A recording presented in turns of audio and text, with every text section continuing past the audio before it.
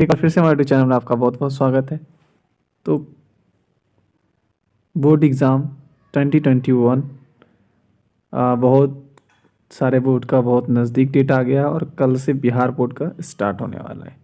तो अभी तक हमने पॉलिटिकल साइंस में 17 सब्जेक्टिव क्वेश्चन, बहुत ज़्यादा इम्पोर्टेंट सब्जेक्टिव क्वेश्चन जो थे मैंने दे दिए हैं, जो कि आपको डिस्क्रिप्शन बॉक्स में लिंक मिल जाएगा।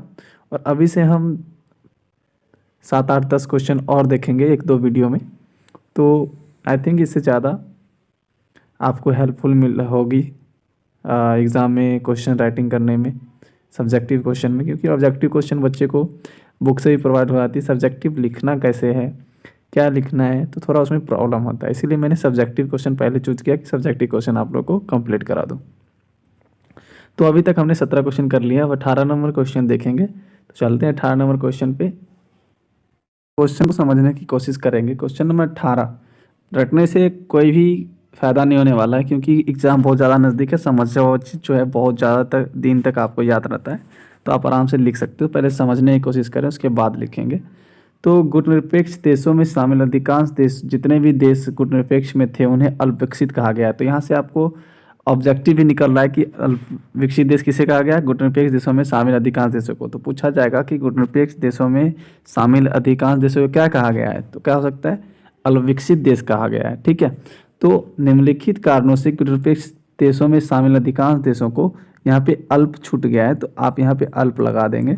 ठीक है, अल्पविकसित देश बताया गया है, तो आप इसमें देखिए हमने यहाँ पे पॉइंट वाइज नहीं किया है, तो आप इसको पॉइंट वाइज कर लेंगे।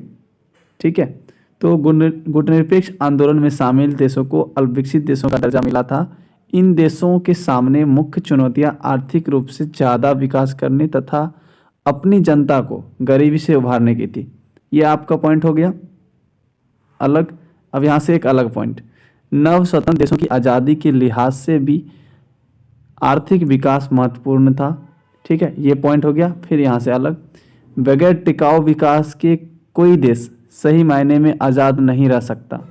उसे घनी देशों पर निर्भर कर रहना ही पड़ता था, जिसमें क्या होता है, वह पुनः उपनिवेश के शिकार हो सकते थे। इसीलिए जो है अल्पविकसित देश का दर्जा दिया गया और अल्पविकसित देश कहा गया, क्योंकि ये जो नए देश थे और नए नए जो है आज़ाद हुए थे, तो इनके सामने क्या था कि आर्थिक रूप से विकसित करने का इनके पास चुनौती था, और इन्हें गरीबी से उभरने की यह एक क्या थी, एक इनका सबसे बड़ा चुनौती था। ठीक है, और नव स्वतंत्र देश था, आपको पता ही है कि जो भी गुटनिरपेक्ष में शामिल हुआ, सब नए नए गुटनिरपेक्ष में शामिल जितने देश थे, नए नए स्वतंत्र राष्ट्र थे। जवाहरलाल नेहरू चाहते थे कि कोई भी गुटनिरपेक्ष का, आपको पता होगा कि 5 संस्थापक देश था। ठीक है, आपको कमेंट बॉक्स में लिखना है कौन कौन से देश संस्थापक देश थे।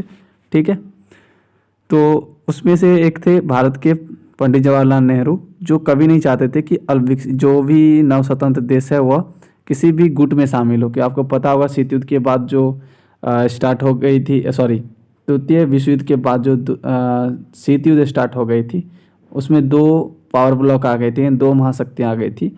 ठीक है, तो यह नहीं चाहते थे कि किसी भी महाशक्तियाँ में यह जो नव स्वतंत्र राष्ट्र है वह शामिल हो। इसीलिए वह जो है गुटनिरपेक्ष की ओर खींचने को ज़्यादा प्रयास करा।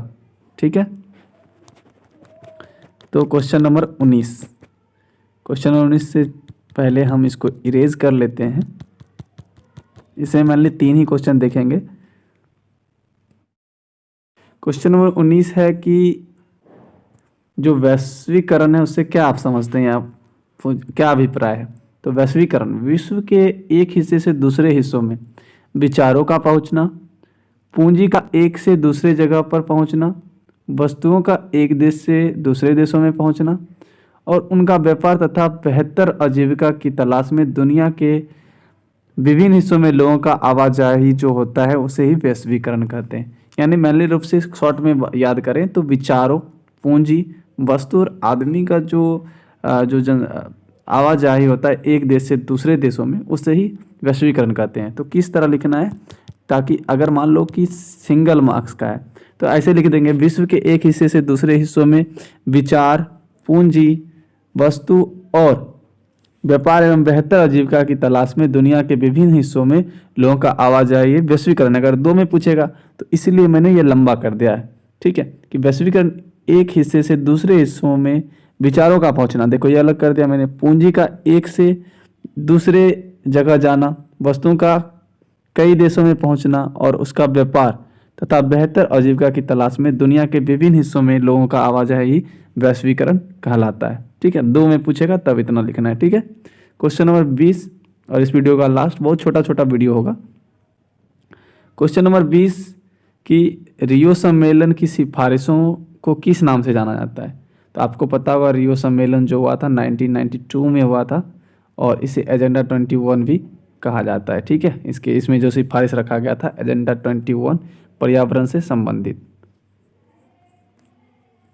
वीडियो यहीं समाप्त करते हैं। वीडियो कैसा लगा हमें कमेंट सेक्शन में बताएंगे और आपको बताना है कि जो गुटनिरपेक्ष आंदोलन थी और गुटनिरपेक्ष के जो संस्थापक कंट्री थी उसका नाम बताना है। आपको बताना है प्रथम गुटनिरपेक्ष आंदोलन कहाँ हुआ था और कब हुआ था। कमेंट सेक्शन में आप बताएंगे।